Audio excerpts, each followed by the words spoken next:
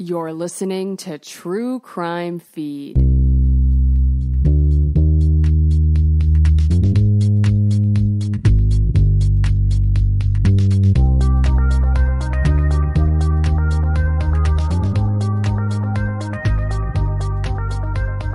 Welcome to True Crime Feed. I'm your host, Angela Ferrari, reviewing the best true crime podcast from the past decade with a teensy bit of humor, plus my top 3 true crime picks of the week.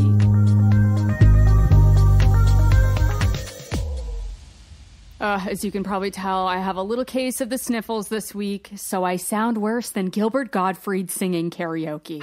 Anyway, lucky for me, we're about to get a visit from a doctor. That's right. Today on the docket, we have a story from This American Life that aired 10 years ago, back in 2013. This is a peak primo era for This American Life. It's the year of that hilarious 129 Cars episode that follows around employees at a dealership and the creative strategies these guys use to close deals.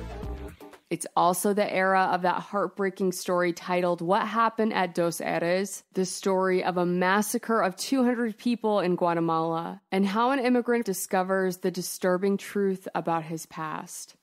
That story is an absolute must-listen. Plus, it's also the year of the episode Use Only as Directed, a scathing expose about children's Tylenol that I'm still haunted by.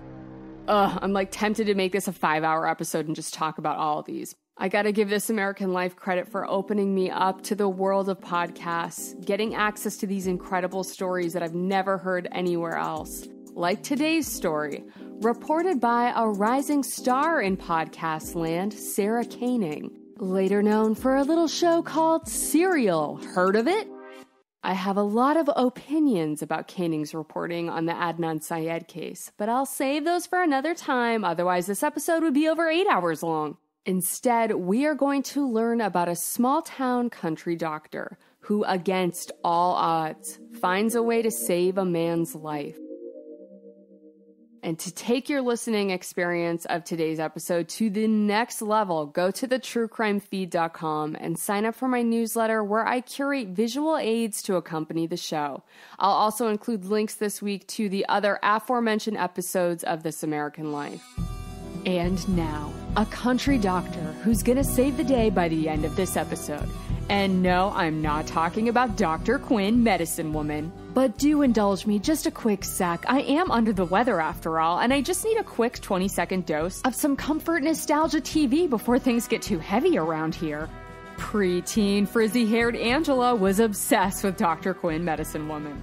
Jane Seymour, a.k.a. Dr. Mike, and Joe Lando, a.k.a. Sully, a.k.a. the white Native American man, made such a hot couple with #hair goals. Do you guys remember that episode where that old frontier man thought he was a bird?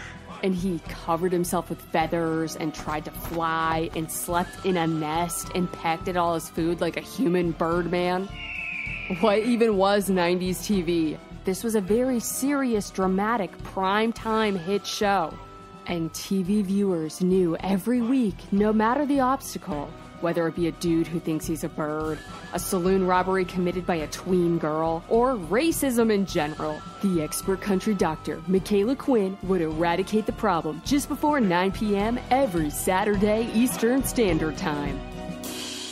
But today's real-life case of a country doctor will out-crazy any Dr. Quinn plot you've ever seen. So hold on tight to your saddle horns. We're going to Fletcher, North Carolina.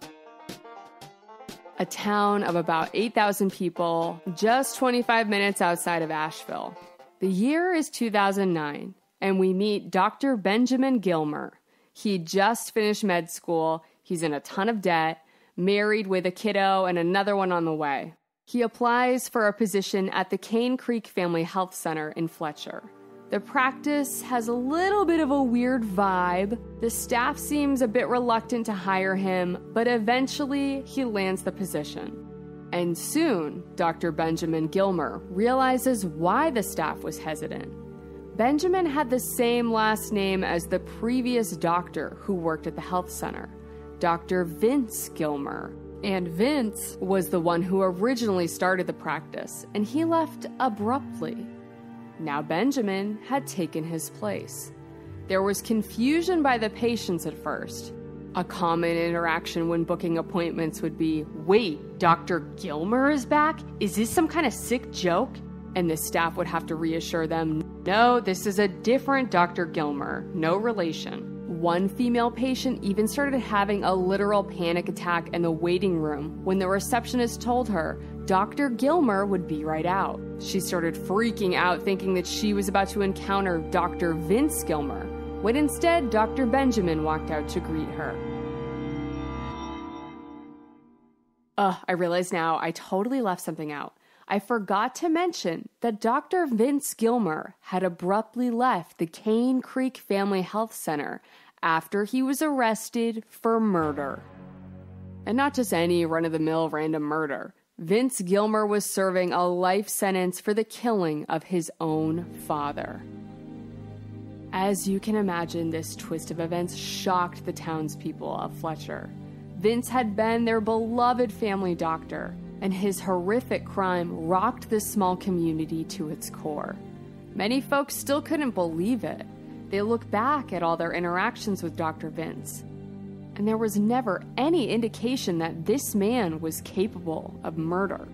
A lot of former patients of Dr. Vince Gilmer relayed their stories to the new Dr. Benjamin Gilmer. He heard glowing stories like Dr. Vince had patients without insurance and they'd be paying out of pocket, so he wouldn't charge them for tests, and he'd give away medications from sample packs. There was even a former patient named Ruth Tracy who said Vincent didn't charge her for medical visits for over 6 months while she was very sick and her husband was out of work.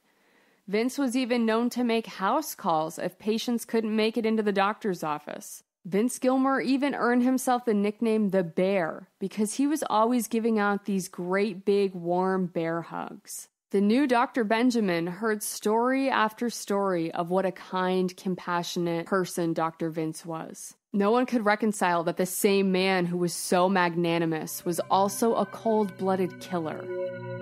It would have made more sense if instead Dr. Vince started thinking he was a bird and covered himself with feathers and tried to fly and sleep in a nest and pecked at his food like a human bird man. That probably would have been a less shocking move for Vince than committing murder. There was so much disbelief that some folks were questioning if the cops and the judge had it all wrong. There were theories floating around that perhaps Vince had killed his elderly father out of compassion. His father was diminishing both mentally and physically, suffering from dementia. So maybe that's why Vince killed him, to end his suffering. How else could you explain his actions? Things were getting confusing for Benjamin too. After hearing these stories of Dr. Vince, he found himself yearning to be that same kind of compassionate, caring family doctor and fill that void in the community. Benjamin was feeling this connection to Vince, really starting to identify with this man. They were so eerily similar. It was almost as if Benjamin had assumed Vince's life. One day at the healthcare center, a former patient of Vince's told Dr. Benjamin, "You know Vince knows you're here, right?" This thought gave Dr. Benjamin chills up and down his spine. What if Vince was in prison, seething over the fact that some random dude with the same last name had swooped in and taken over the practice that he had worked so hard to build? What if Vince somehow escaped prison and was out for revenge? Dr. Benjamin was haunted by these dueling versions of Vince, the tender-hearted doctor and the evil monster. These wandering thoughts about Vince slowly became an obsession, even giving Benjamin nightmares. He couldn't continue on like this. He needed to take action. Benjamin could either A, run away, uproot his family from the town of Fletcher, and abandon the practice, or B, he could double down, learn everything he could about Vince, and find a way to make it all make sense. I'm so glad Dr. Benjamin goes for option B, and now we all get to be like Dr. Michaela Quinn and investigate along. So let's help Dr. Benjamin find a diagnosis and solve the mystery of Dr. Vince Gilmer, wrapping up the story all before our bedtime at 9 p.m. Eastern Standard Time. So what are you thinking so far? Is this all a mistake and Vince was wrongfully convicted? Or was he a secret psychopath hiding in plain sight this whole time? I was strongly leaning toward wrongful conviction at first until I heard the details of the crime. So the crime occurred on June 28th, 2004. Dr. Vince closed the clinic early to pick up his father. Dalton, better known as Don Gilmer, was only 60 years old, but suffering from dementia and had recently been diagnosed with schizophrenia. He could barely walk and was confined to a wheelchair. Vince went to pick up his father from a state-run treatment facility and transport him to a private care facility. But the two never made it there. Instead, Vince claimed that he had made a planned detour to take his father Don to his favorite lake and do some canoeing. The lake was located a few hours out of the way. Vince did have his kayak tied up to his truck, however, he didn't have a walker or any way to assist his disabled father in and out of the kayak. And plus, it was getting close to dark. 2 days later, Vince reports that his father, Dalton Don Gilmer, was missing. He told the authorities that he and his father were on a canoe trip and his father wandered off into the woods, and he hadn't seen or heard from him since. Dr. Vince carried on acting normal all week. Yes, he mentioned that his father went missing, but he didn't let that affect his work. He continued to take scheduled appointments, and nobody noticed anything off about him. 5 days after Don Gilmer went missing, Vince was out to lunch with his staff when he got a call from the authorities. A body had been found on the side of the road in Virginia. They believed this man to be the deceased Dalton Don Gilmer. Right from the jump, the police had been sus about Vince and his whole canoe trip story. An officer came to his house for questioning. Vince's story changed at that point. He said he actually brought his father back home to Fletcher, and his dad was having a wonderful evening outside playing frisbee with the dog, and then wandered off. Again, this made no sense because Don Gilmer was confined to a wheelchair and not frolicking in the meadow tossing a frisbee with exuberance. When pressed further, Dr. Vince became irate with the cop, saying, "How dare you accuse me of wrongdoing? I'm a doctor of medicine and I'll have your job." And with that, the interview was over. Later on, the medical examiner completed the autopsy and found that Don Gilmer had been strangled to death with a rope, and the killer had cut off his fingers, which is usually done to prevent the body from being identified. But the killer made the dumb mistake of leaving Don Gilmer's medical identification card in his trouser pocket. At this point, authorities are focusing all their efforts into investigating Vince. They discovered he was his father's legal guardian. Vince was also in charge of his father's finances and was supposed to be paying his bills, but he wasn't. In fact, Vince owed the medical facility that his father had been staying at over $270,000. Vince had also recently booked a one-way flight to Alaska, but he never actually went on the flight. Instead, he bought a bunch of camping equipment and disappeared into the North Carolina woods, aka he hid out behind the Lowe's home improvement store in Asheville. They were able to track down Vince pretty quickly and charge him with murder. Alright, so now what are you thinking? Things are starting to look real bad for Vince. I'm starting to lean towards that he was a secret psychopath hiding in plain sight this whole time camp, because this looks like a clear-cut case of premeditated murder, and Vince made a very concerted effort to cover up his actions and was showing no remorse. Is there any other way to look at it? Dr. Benjamin Gilmore thinks so. So let's take a look at things from the wise country doctor's perspective. A year leading up to the murder, Dr. Vince started feeling weird, like he was losing his mind. His behavior was becoming more erratic. He had been on antidepressants for a while, but those seemed to no longer be working for him. So Vince abruptly stops taking his meds, at the same time increasing his drinking. He had also gotten into a really bad accident. Vince flipped his truck on an exit ramp and slammed into a telephone pole.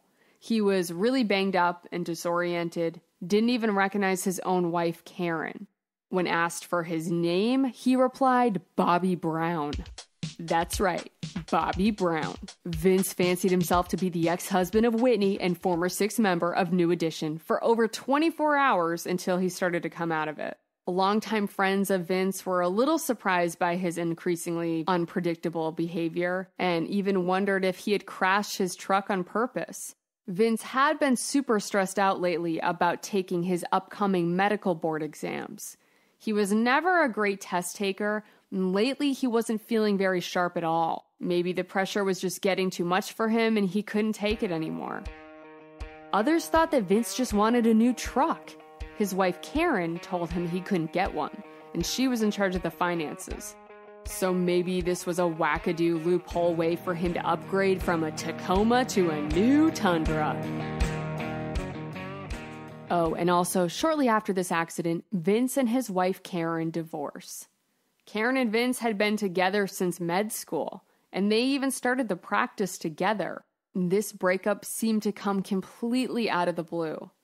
Friends and family, though, they just chalk it up to Vince having a midlife crisis. But looking back now, Dr. Benjamin points to the accident and the head injury as a crucial point for Vince. He also starts looking into Vince's case and trial for clues. Once Vince was arrested, he does eventually confess to strangling and dismembering his own father, but the details are murky. And he also makes some bombshell claims. Number 1, Vince alleges that his father, Don Gilmer, had been physically and sexually abusive with him and his younger sister, starting when they were both very young children. His sister goes on to corroborate these claims in a pretrial hearing, but then disappears before Vince's trial. No one in her family has seen or heard from her since 2005. Her whereabouts remains a mystery. Vince's mother claims she had no idea her children had been sexually abused, but does attest to the physical abuse. Don Gilmer had been a Vietnam War veteran, and she blames her late husband's violent outbursts on untreated PTSD. She also describes Don's lewd behavior. He was constantly making inappropriate remarks and groping at people. In fact, Vince claimed that the night of the murder, his father Don kept trying to touch him inappropriately while Vince was driving, and that's why he snapped. Okay, so I am believing Vince's story up until the part where he claims that this wasn't premeditated. It seemed like Vince had a plan to kill his father. Not a great plan, but a plan nonetheless. He had gloves and rope and a saw and pruning shears all in his new Toyota Tundra truck, and he told folks ahead of time that he planned to take his father for a canoe ride. And again, that one-way flight to Alaska, he booked that prior to the murder. That's some hard evidence against Vince. But you may be able to start making sense of these inconsistencies once you learn about bombshell number 2. Vince claimed he had a lack of serotonin in his brain after he abruptly stopped taking his SSRI medication, which stands for Selective Serotonin Reuptake Inhibitor. People who take SSRIs are usually recommended to slowly wean off them. Otherwise, the withdrawals can cause terrible side effects, like severe agitation, suicidal thoughts, risky behaviors, and even psychosis. Vince claimed the days leading up to his father's murder, he started hearing voices and stopped having control over his brain. Between Vince withdrawing from meds and having a traumatic head injury, you could start to make the case that he wasn't in his right mind. But this still doesn't paint the whole picture. We need more information. It's time for Dr. Benjamin Gilmer to meet Dr. Vince Gilmer. At this point, Vince Gilmer has been in prison for 6 years. He's been interviewed by police, reporters, and 2 psychologists, and even represented himself at his own trial in front of 12 jurors. They all came to the same conclusion. Vince was putting on an act, faking a mental illness. The cops, reporter, psychiatrist, they all describe these weird interactions they had sitting across from Vince, and he's making these head gestures and sporadic movements with his arms. The behavior would get more dramatic when the questions became more incriminating. Then Vince would start crying. Then he'd switch back to, quote, normal when it didn't seem to be getting him anywhere. Everyone seemed to think that this intelligent Dr. Vince was simply trying to manipulate his way out of being in trouble. Everyone except Dr. Benjamin Gilmer. He begins corresponding with Vince via letters. Vince was thrilled to hear from Dr. Benjamin. His words were filled with kindness and appreciation, but his long letters were filled with manic ramblings, scrawled with this messy, nearly illegible penmanship. This communication was getting hard for Dr. Benjamin to decipher, so he decides to meet Vince face to face. He visits Vince in prison. They talk for hours. And the more Vince talks, the more Benjamin is convinced that this man has an obvious medical condition and should not be in prison. Dr. Benjamin continues to scour over transcripts from the trial. Vince's self-defense arguments were also these incoherent ramblings that went nowhere. All he could do was talk about his SSRI medication and the lack of serotonin in his brain. He's been consistently crying out about this problem for over 6 years now, and things have only seemed to get worse, both mentally and physically. So if he was just faking, why would he continue on this tired charade that no one believed for over 6 years? Dr. Benjamin kept digging. He studied Vince's brain scans after the accident. He pored over research on SSRI withdrawals. There were constant phone calls with Vince as he did his best to describe his deteriorating symptoms. Vince was fixated on a particular medical treatment, and he would beg the DOC to give him 80 to 100 milligrams of Celexa to help stabilize his brain. He was convinced it was the only thing that could help him, but the staff refused. Vince was at the point of giving up and having suicidal thoughts. Meanwhile, Dr. Benjamin still can't fully explain Vince's condition. The brain injury and the SSRI medication withdrawal do not explain his continued physical and mental deterioration. Dr. Benjamin still has no explanation, and things are getting dire. And now I'm getting really worried that this country doctor isn't going to be able to solve the case in time for my bedtime at 9 p.m. Eastern Standard Time, you guys. Time for Dr. Benjamin to bring in reinforcements.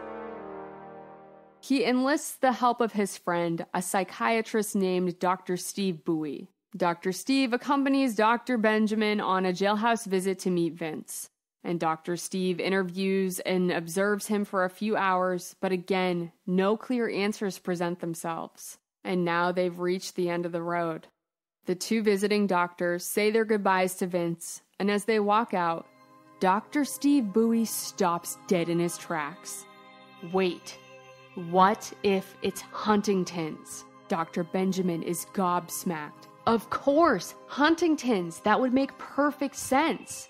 And as luck would have it, shortly after this visit, Vince was moved to a correctional treatment center, and they allow Vince to be tested for Huntington's disease. The test comes back positive. And it is such a bittersweet moment. Finally, they have their answers. But also, this comes with the realization that Vince has one of the cruelest medical conditions a person can have. Huntington's is an incurable, eventually fatal disease, like Alzheimer's, Parkinson's, and Lou Gehrig's disease all combined. A slow, painful deterioration of mental, physical, and emotional faculties. A person with Huntington's can live up to 20 years with a horrific disease, but they eventually succumb to death, and usually from a complication like choking. And most importantly, Huntington's disease also explains Vince's swift change in behavior, why he crashed his car, stopped taking his meds, divorced his wife, murdered his own father. This affliction is known to cause violent mood swings, hallucinations, behavioral disturbances. It kills off brain cells and diminishes the brain's ability to produce neurotransmitters, aka he was severely lacking in serotonin. This whole time, Vince hadn't been faking his condition. The two Dr. Gilmers had been on the right path all along. Most likely, Vince's father, Don, had this same genetic condition of Huntington's disease as well. Vince had been going through this undiagnosed torment for years, but he is elated to finally get a diagnosis, to finally get answers to this chaos that had slowly been taking over his brain and body. So now what? After the diagnosis, Vince was put on medication and his condition improved immediately. And it so happened to be the exact medication Vince had been requesting all along. 80 milligrams of Celexa, an SSRI. Cognitively, Vince was nearly back to normal, and he was so grateful to Benjamin for believing in him and helping Vince find the truth to get some peace. To this day, Dr. Benjamin Gilmer continues to advocate for his friend, Dr. Vince Gilmer. Their remarkable story was reported on various media outlets, including This American Life. It created an outpouring of support, which eventually led to the governor of Virginia, where the murder took place, to grant Vince a conditional pardon in 2022. As of this recording, Vince is still waiting to be relocated to an approved facility where he can be treated for his Huntington's disease. Dr. Benjamin started a GoFundMe campaign, which raised over $100,000. Dr. Benjamin Gilmer continues to work at the Cane Creek Family Health Center and gives Vince updates about his work at the practice. The two Dr. Gilmers, an unlikely duo, will forever be connected by this transcendent bond to one another. Much like Byron Sully and Dr. Michaela Quinn, medicine woman. You guys, I remember exactly how I felt when I heard this story for the first time. I was experiencing the most intense whiplash. But luckily for me, my hair was down, and this sudden back and forth movement was like giving myself a voluminous blowout. #hair goals. It's definitely worth listening back to the original This American Life coverage of the story, hearing Vince and Benjamin speak to one another, plus folks from the town of Fletcher give their take on things. And if you're familiar with Sarah Koenig now, when you listen back to this episode, it feels a little like a Serial Season 1 prequel. I would love to hear your thoughts about this story, so let's dish. Email me directly at angela@thetruecrimefeed.com or join the True Crime Feed Facebook discussion group. Keep an open mind and be kind to fellow True Crime Feed friends. Stay tuned till after the break to hear my top 3 podcast power ranking of the week. Hey, True Crime Feed listeners, I have a teensy little ask of you. I need your help to grow my audience so I can keep the stories coming. So I'm asking you to take a moment and share True Crime Feed with 5 friends you think will enjoy the show. Like a fun, awesome pyramid scheme, but you still get to hang on to your money. Cool. And if you want extra gold stars, go to Apple Podcasts and write a review for True Crime Feed. I am an independent one-woman show, and you taking a moment to do this will help me grow and compete with the big networks out there. So thank you so much. Now back to the show. And we're back. Before we start the ranking, a quick update. I'm going to be binging Gallery of Lies and The Estate this week, so I'll let you know my thoughts on those. I'm also holding off for now on Magnificent Jerk until all of the episodes drop, so I can do a rainy day baking binge listen. And now, without further ado, let's get down to business. Here are the 3 shows currently trending that I think are worth a listen. I present to you this week's podcast power ranking. At the number 3 spot, we have The Dream Season 3. Here's a synopsis from the show page. Past seasons of this award-winning investigative podcast looked at pyramid schemes and the world of wellness. This season, we're getting to know the gurus and life coaches who claim they know the secret to living our best lives. Is it all in our mindset? or our privilege? Or are we all under a spell? All right, I gotta admit, this season does feel a little loosey-goosey, but I'm totally on board for the ride. However, I do realize that Jane Marie recording herself in these super vulnerable life coach therapy sessions might not be everyone's cup of matcha, but you can skip past that first section in this latest episode 5, and then you're going to be privy to a wild Zoom meeting with a prominent multi-level marketing coach. I'm also super excited for the teasers in the upcoming episode all about hypnotic techniques these coaches and the occasional cult leader uses, such as neuro-linguistic programming. So yeah, even though the show might not be for everyone, I'm continuing to be mesmerized by The Dream Season 3. At the number 2 spot, we have Agent of Betrayal, The Double Life of Robert Hansen. Here's a synopsis from the show page. Amid the nuclear threat of the Cold War, America's prized secrets were falling into the hands of its sworn enemy. The FBI's hunt for the leak led to an astonishing discovery. The mole was one of their own, Special Agent Robert Hansen. For 2 decades, Hansen masqueraded as a devoted patriot while ruthlessly selling out his country, trading classified intelligence to the Soviet Union and later Russia in exchange for cash and diamonds. Through interviews with Hansen's family, friends, and colleagues, CBS News chief Washington correspondent Major Garrett delves into the double life of Robert Hansen and unravels the chilling truth about the most damaging spy in FBI history. Yeah, this one came out of nowhere. I don't think I've ever listened to a CBS original podcast before, but I shouldn't be shocked that it's so good because it comes from the same network that brought us Dr. Quinn, Medicine Woman.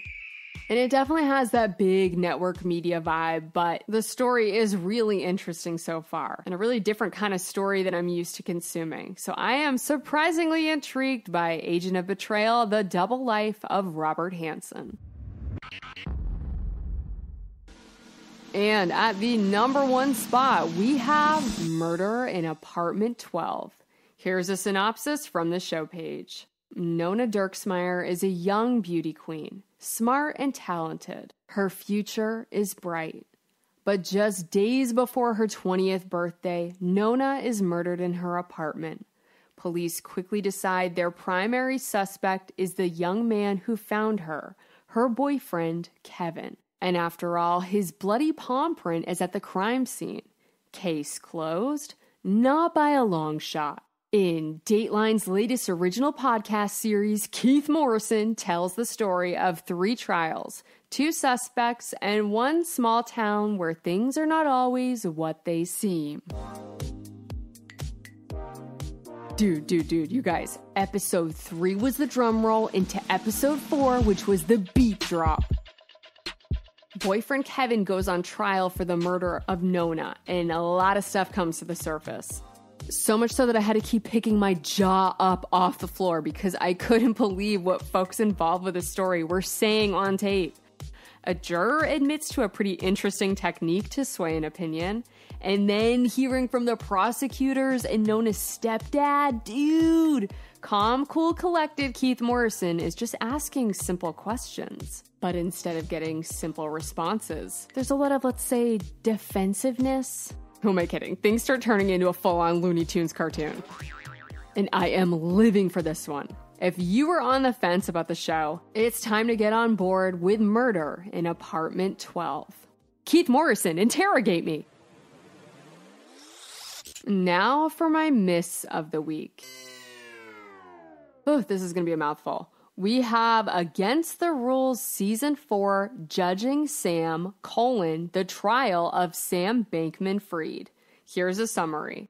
Just a year ago, Sam Bankman-Fried was heralded as a wunderkind, a genius, a crypto innovator, a major philanthropist, and a political donor.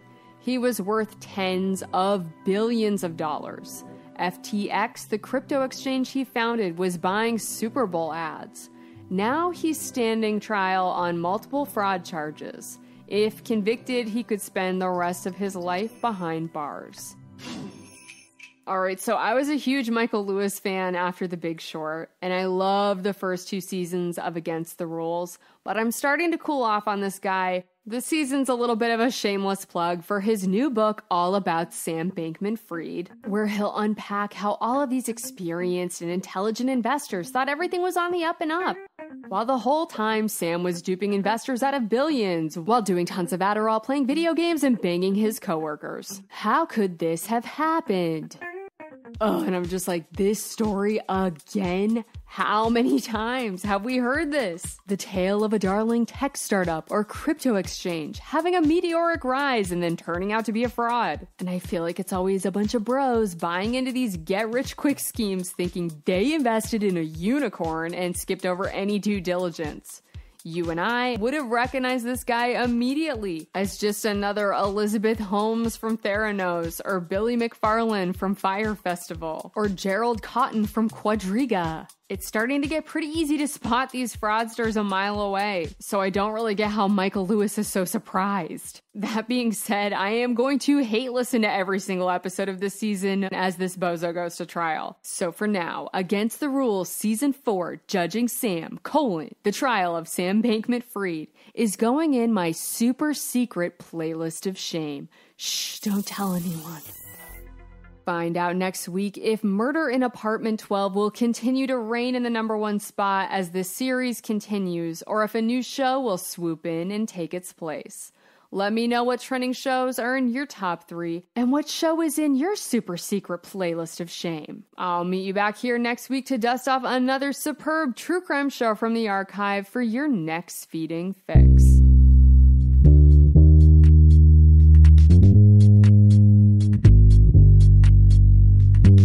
That's all for today's True Crime Feed. Don't forget to sign up for my weekly newsletter where I post links to my top 3 favorite shows of the week and bring you fabulous visual aids for every episode. Be sure to follow the show on Instagram, Twitter, and Facebook to join the conversation. If you enjoyed today's story, please take a moment and leave a review and tell your fellow partners in crime to listen to True Crime Feed. Thanks for riding along and allowing me to be your audio accomplice. Join me next week for another feeding.